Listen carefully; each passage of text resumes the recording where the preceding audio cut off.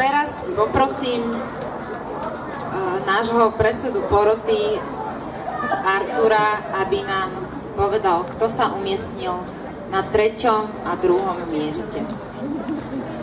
Dobrý deň. Dobrý deň. Najprv chcem vás všetci ďakovať, že ste prišli aj v dažďom. A chcem ďakovať všetky, ktorí spievali a hrali dnes, to bolo vynikajúci, máte tu veľký talent, bolo to super. A samozrejme nebolo ľahký výber.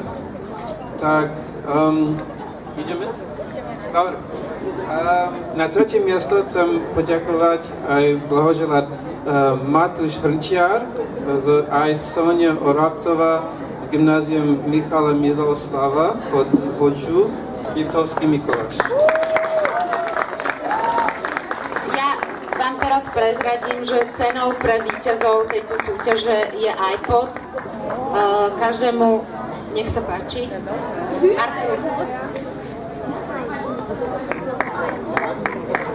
Ja to hovorím až teraz, lebo ja som chcela to udržať trošku tak v tajnosti, že máme takéto atraktívne ceny, lebo ľudia sa nehlásili do tejto súťaže kvôli cenám, ale kvôli tomu, že sa chceli predviesť, chceli si zaprekladať, zaspievať, niečo kreatívne vymyslieť.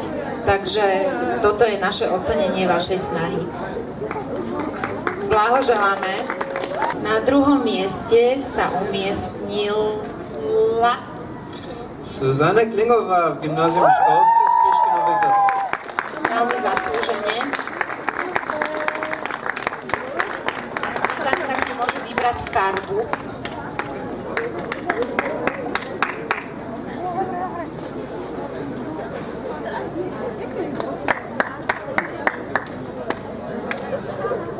Takže zelený pre Zuzanku.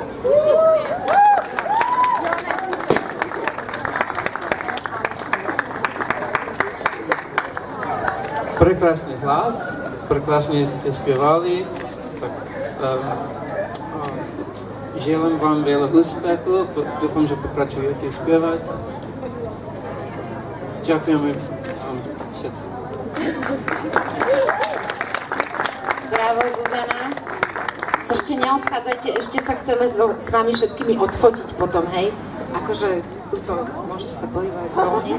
No a na 1. mieste napätie vrcholí. Prvé miesto nám oznámi zástupkynia generálneho riaditeľstva pre preklad Európskej komisie Dominika Uhríková z Luxemburgu. Tak Dominika, odovzdávam slovo. Ešte predtým, aby sme trošičku predĺžili napätie, tak v prvom rade by som sa chcela veľmi pekne poďakovať všetkým účastníkom súťaže, najmä pedagógom, ktorí vo svojom voľnom čase tak obetavo spolupracovali s deťmi a potom samozrejme študentom a žiakom škôl, ktoré sa zúčastnili, za to, že urobili niečo naviac, že nie len pri všetkých tých písomkách a skúškach, čo majú, tak sa venovali nie len tomu, ale naozaj takéto peknej aktivite. Mne osobne sa pesničky veľmi páčili všetky, takže vôbec porote nezávidím. To prvé miesto bolo určite vybrať veľmi ťažko. No a teraz už teda ten dlho očakávaný výsledok. Takže k 1. miestu zablahoželáme úspešnému, šarmantnému Dávidovi Šolcovi z Obchodnej akadémie Polárna.